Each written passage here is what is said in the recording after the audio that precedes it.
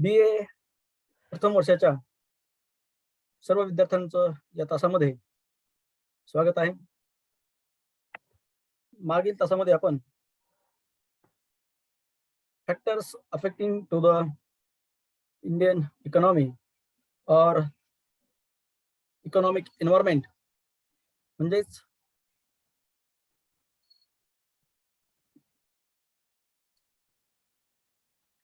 भारतीय आर्थिक पर्यावरणाला प्रभावित करणारे जे घटक आहेत या घटकांचा आपण अभ्यास करत होतो. आजच्या तासामध्ये आपण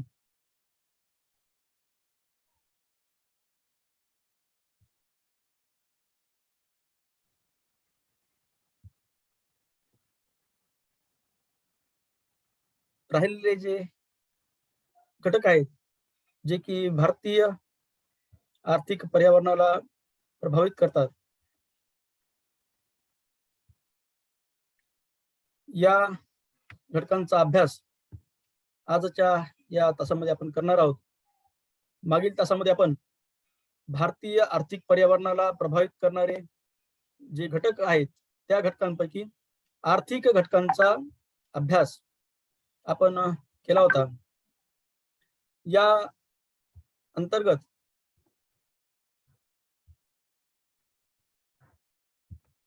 आपण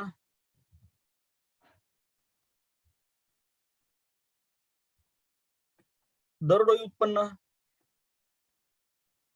भारताची कशा पद्धतीची आहे, भारताची जीडीपी म्हणजे ग्रॉस डोमेस्टिक प्रोडक्ट याचे स्वरूप कसे आहे, त्याबरोबरच भारताची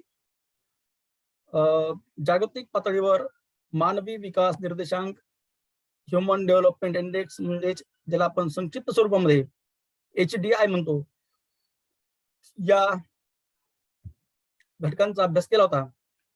आजच्या या तासामध्ये आपण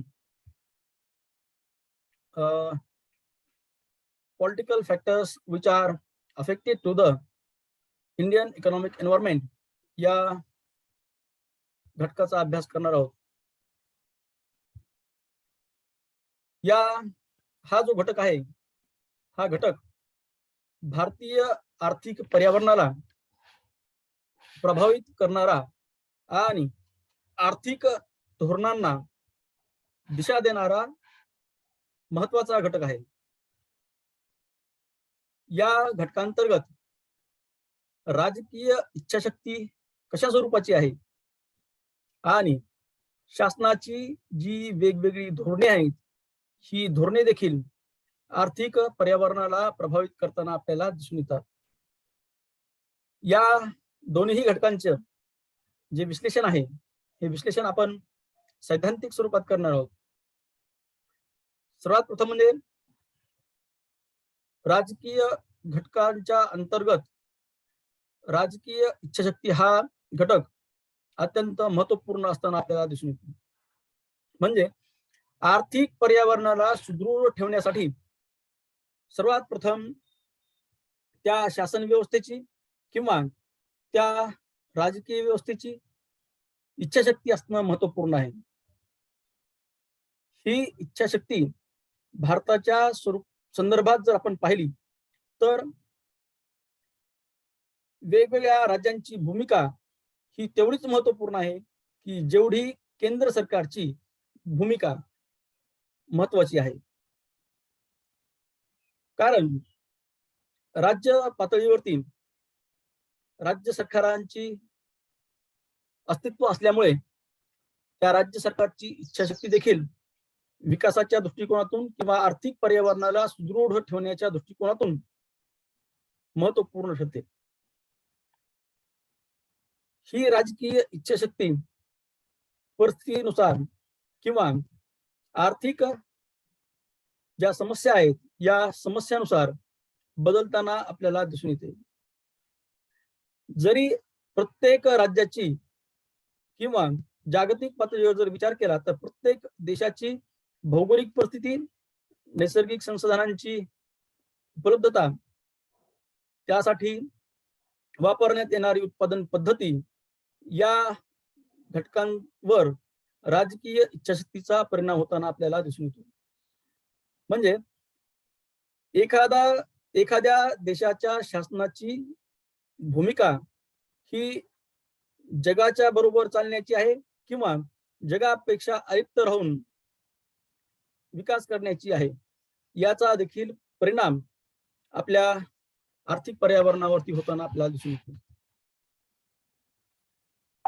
म्हणजे पारंपरिक व्यवस्थेकडून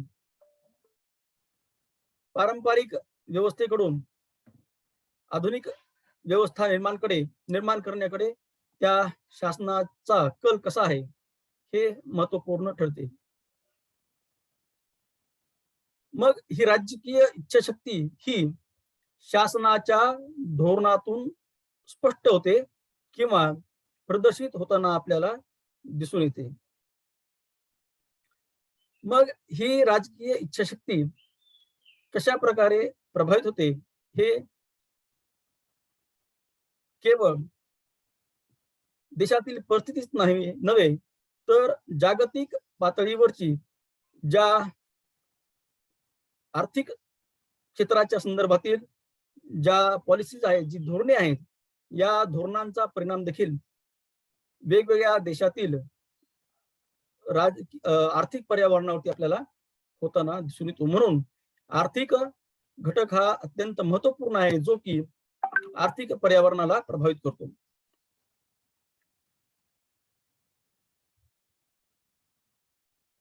या अंतर्गत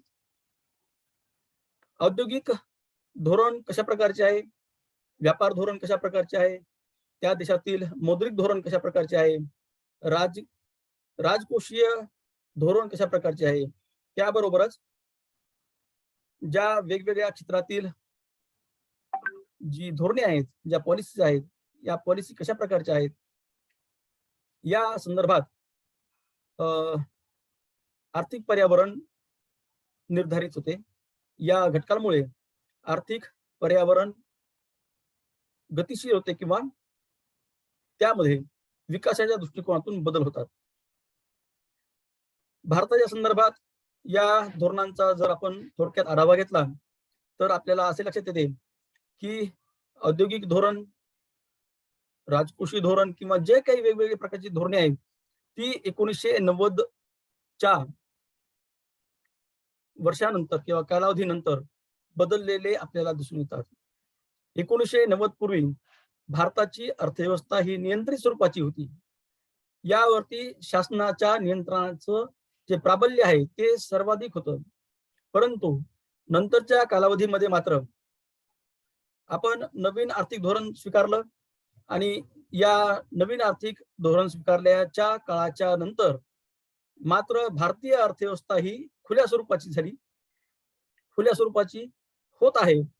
या अंतर्गत आंतरराष्ट्रीय व्यापार असेल, देशांतर्गत ज्या गुंतवणुकीच्या निर्बंधातील शिथिलता असेल किंवा भारतीय बाजारपेठ ही नंतरच्या कालावधीनंतर विस्तारलेली असेल, या सर्वांचा परिपाक हा जे राजकीय घटक या अंतर्गतच आपल्याला दडलेला दिसून येतो. 1990-91च्या कालावधीनंतर नवीन औद्योगिक धोरण स्वीकारलं, त्याला न्यू इंडस्ट्रियल पॉलिसी 1991 असे संबोधले जाते. या अंतर्गत ज्या व्यापार धोरणे आहेत ही व्यापार धोरणे बदलली. राजकोषीय किंवा मौद्रिक धोरण देखील त्यालाच अनुसरून निर्माण करण्यात आले. या औद्योगिक धोरणांतर्गत वेगवेगळ्या देशात वेगवेगळ्या कंपन्यांना गुंतवणूक करण्यासाठी वाव दिला गेला. त्याच प्रकारे इतर देशातील ज्या उद्योग आहेत, ज्या वित्तीय संस्था आहेत, या संस्थांना देखील भारतामध्ये गुंतवणूक करण्यासाठी परवानगी मिळाली. याला FDI म्हणजे फॉरेन डायरेक्ट इन्व्हेस्टमेंट आणि FII म्हणजे फॉरेन इन्स्टिट्यूशनल इन्व्हेस्टमेंट करण्यासाठी परवानगी मिळाली. आणि भारतातील काही संरक्षित उद्योग वगळता इतर उद्योगामध्ये 90 ते 100% गुंतवणूक करण्यासाठी अशा परकीय उद्योगांना संधी दिली गेली. यामुळे भारतीय जे आर्थिक पर्यावरण आहे ती गतिशील झाली. भारतीय आर्थिक पर्यावरणामध्ये स्पर्धा तयार झाली आणि ग्राहक हा केंद्र ठिकाणी स्थापित झाला. याबरोबरच जे मौद्रिक धोरण आहे, हे मौद्रिक धोरण देखील भारतीय आर्थिक पर्यावरणावरती परिणाम करताना आपल्याला दिसून येतं. हे मौद्रिक धोरण रिझर्व्ह बँक ऑफ इंडिया म्हणजेच भारतीय मध्यवर्ती बँक या बँकेच्या माध्यमातून अंमलबजावणी करताना आपल्याला दिसून येते.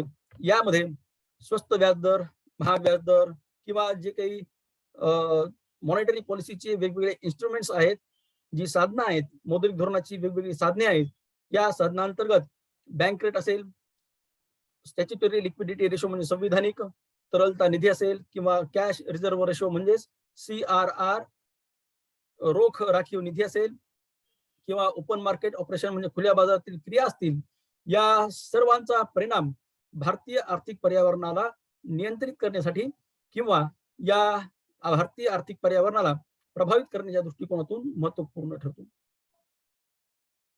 यानंतर जी वेगवेगळी क्षेत्रे आहेत, त्यामध्ये कृषी क्षेत्र असेल, उद्योग क्षेत्र असेल किंवा सेवा क्षेत्र असेल, या अंतर्गत देखील भारतीय राजकीय इच्छाशक्ती प्रबळ असेल तर त्या क्षेत्राचा विकास होऊन भारतीय आर्थिक पर्यावरण सुदृढ राहण्यासाठी आपल्याला मदत होताना दिसून येते.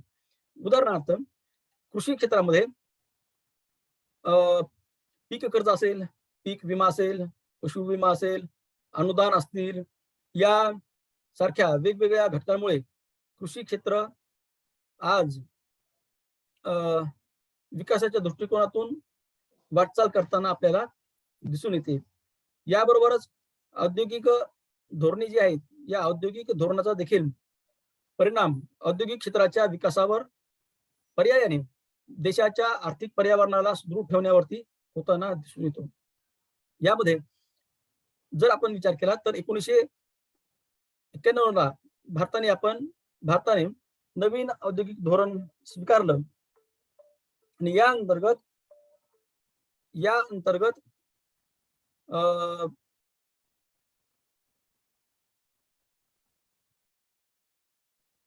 खुल्या बाजाराची व्यवस्था, बाजाराधिष्ठित अर्थव्यवस्था आपण स्वीकारली.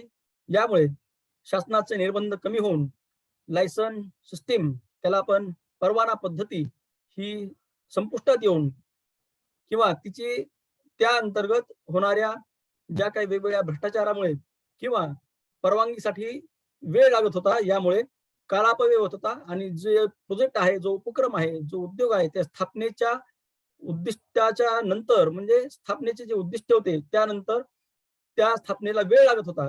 परवाना पद्धतीमुळे उद्योगाच्या स्थापनेसाठी वेळ लागत होता. या सर्वांचं निर्मूलन झालं गेलं आणि यामुळे भारतीय अर्थव्यवस्था खुल्या स्वरूपाने श्वास घेऊ लागली. यामुळे अर्थातच भारतीय आर्थिक पर्यावरण भ्रष्टाचार मुक्त होण्यासाठी मदत झाली. म्हणजेच शासनाचा जे आर्थिक धोरण आहे, राजकीय दृष्टिकोनातून आर्थिक धोरण आहे, हे धोरण आर्थिक पर्यावरणाला प्रभावित करताना आपल्याला दिसून येते. याबरोबरच भारताची आयात निर्यात जे धोरण आहे, जी पॉलिसी आहे, ही पॉलिसी कशा प्रकारची आहे हे देखील महत्वपूर्ण ठरते. आयात निर्यात धोरणामुळे भारताच्या परकीय गंगाजळीमध्ये म्हणजेच फॉरेन जी करन्सी आहे, परकीय चलन आहे, यामध्ये वाढ होते. अर्थात आयात निर्यातीच्या धोरणामुळे तंत्रज्ञानाची, ज्ञानाची ही आयात निर्यात होत असते. विदेशी तंत्रज्ञान भारताला उपयुक्त ठरते आणि याचाच अवलंब करून उत्पादनाच्या प्रक्रिया देखील गती मिळते. या दृष्टिकोनातून राजकीय इच्छाशक्ती आणि शासकीय धोरण हे भारतीय अर्थव्यवस्थेला, भारतीय आर्थिक पर्यावरणाला प्रभावित करताना आपल्याला दिसून येतात. यानंतरचा जो घटक आहे, जो भारतीय आर्थिक पर्यावरणाला प्रभावित करतो, तो घटक म्हणजे तंत्रज्ञानात्मक घटक होय. हा घटक देशाला पारंपरिक उत्पादन पद्धतीकडून आधुनिक उत्पादन पद्धतीकडे नेतो. म्हणजेच या तंत्रज्ञानाचं जे महत्व आहे ते महत्व म्हणजे तंत्रज्ञानामुळे देशाची श्रमाची बचत होते, वेळेची बचत होते आणि उत्पादनाच्या प्रक्रियेमध्ये उत्पादन घटकांचा अपव्यय होणे टाळले जाते. म्हणजे उत्पादन घटकांचा कार्यक्षमपणे उपयोग करण्यात येतो. आज तंत्रज्ञानाच्या संदर्भात जर आपण विचार केला तर प्रत्येक क्षेत्रामध्ये तंत्रज्ञानाचा वापर होताना दिसून येतो, की ज्यामुळे व्यक्तींची आणि राष्ट्राची दोन्ही घटकांची श्रमाची आणि पैशाची बचत होताना दिसून येते. जर आपण कृषी क्षेत्राचा विचार केला तर आज कृषी क्षेत्रामध्ये आधुनिक तंत्रज्ञानाचा उदाहरणार्थ ट्रॅक्टर असेल, फवारणीची पद्धती असेल, नांगरणीची पद्धती असेल किंवा खताचं जे व्यवस्थापन आहे या व्यवस्थापनामध्ये आधुनिक तंत्रज्ञानाचा उपयोग करण्यात येतो. त्याच प्रकारे औद्योगिक क्षेत्राचा जर आपण विचार केला तर औद्योगिक क्षेत्रामध्ये स्वयंचलित यंत्रांचा मोठमोठ्या स्वयंचलित यंत्रांचा उपयोग होताना आपल्याला दिसून येतो. त्यामुळे उत्पादनाची गती आणि उत्पादनाची गुणवत्ता या दोन्ही मध्ये वाढ झालेली आपल्याला दिसून येते. त्याच प्रकारे सेवा क्षेत्रामध्ये देखील तंत्रज्ञानाचा उपयोग करण्यात येतो, जो की आर्थिक पर्यावरणाला अतिशय वेगाने प्रभावित करतो.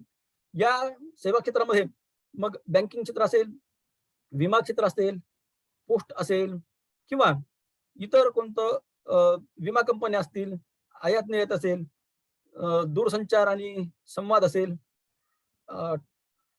इन्फॉर्मेशन अँड टेक्नॉलॉजी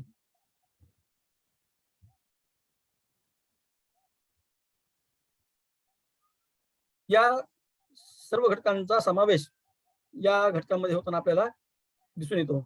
म्हणजे आधुनिक तंत्रज्ञानामुळे भारतीय आर्थिक पर्यावरण हे गतिशील झालेले दिसून येते. सेवा क्षेत्रामध्ये ऑनलाईन पद्धतीने पैशांची देवाणघेवाण असेल किंवा फंड ट्रान्सफर असेल किंवा पैशांचे हस्तांतरण असेल हे करणे सोपे झालेले आहे. एवढेच नव्हे, हे हस्तांतरण व्यक्ती व्यक्तीमध्येच नव्हे तर व्यक्ती आणि संस्था, संस्था आणि संस्था या प्रकारे वेगवेगळ्या घटकांना महत्वपूर्ण ठरते. Mobile banking, internet banking, RTGS, NEFT या सुविधेमुळे किंवा एटीएम असेल, डेबिट कार्ड असेल, क्रेडिट कार्ड असेल यासारख्या आधुनिक साधनांमुळे, तंत्रज्ञानामुळे सेवा क्षेत्राला नवे नवे तर कृषी आणि उद्योग क्षेत्राला देखील त्याचा लाभ झालेला आपल्याला दिसून येतो. म्हणजे तंत्रज्ञानात्मक घटक जे आहेत, हे घटक भारतीय आर्थिक पर्यावरणाला अतिशय वेगाने प्रभावित करताना आपल्याला दिसून येतात. यानंतरचा जो घटक आहे तो आहे social and cultural factor which is affected to the Indian economic environment. आतापर्यंत आपण आर्थिक राजकीय घटक पाहिले आणि हे घटकच केवळ भारतीय आर्थिक पर्यावरणाला प्रभावित करतात असे नाही, तर इतरही सांस्कृतिक किंवा सामाजिक घटक आहेत जे घटक भारतीय आर्थिक पर्यावरणाला प्रभावित करतात. यामध्ये जर आपण विचार केला तर भारतीय परंपरा असतील, भारतीय नाही तर त्या त्या देशातील वेगवेगळ्या परंपरा असतील, या परंपरा त्या आर्थिक पर्यावरणाला प्रभावित करताना दिसून येतात. उदाहरणार्थ भारताचा जर आपण विचार केला तर भारतामध्ये पुरुष प्रधान संस्कृती आहे. यामुळे पुरुषांच्या शिक्षणाला, पुरुषांच्या आरोग्याला याचा लाभ होताना दिसून येतो. परंतु या अनिष्ट प्रथा पद्धतीमुळे जो की भारतीय लोकसंख्येचा 50% भाग आहे, त्या म्हणजे स्त्रिया, या लाभापासून वंचित असताना आपल्याला दिसून येतात. मुलगा हा वंशाचा दिवा यामुळे आणि स्त्री हे परक्याचं धन या संकल्पनेमुळे, या सामाजिक प्रथामुळे भारतीय अर्थव्यवस्था या 50% मानवी भांडवल जे आहे त्या मानवी भांडवलाला मागास ठेवण्यामध्ये मागास राहत आहे. जर स्त्रिया शिक्षणापासून वंचित राहत असतील तर त्या नोकरीच्या किंवा कौशल्याच्या दृष्टिकोनातून जे वेगवेगळे घटक आहेत, या घटकांपासून देखील वंचित राहताना आपल्याला दिसून येतात. तसेच वेगवेगळे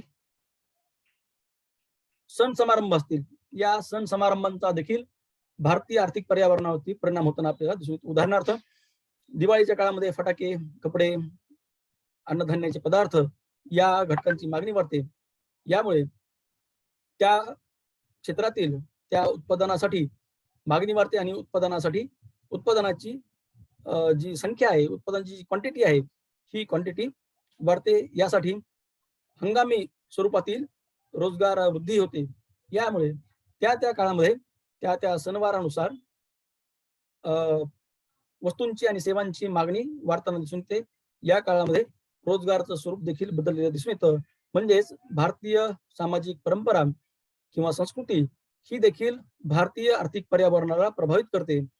या बरोबरच ज्या फॅशन्स असतील, फॅशन या बदलत असताना आपल्याला दिसून येतात.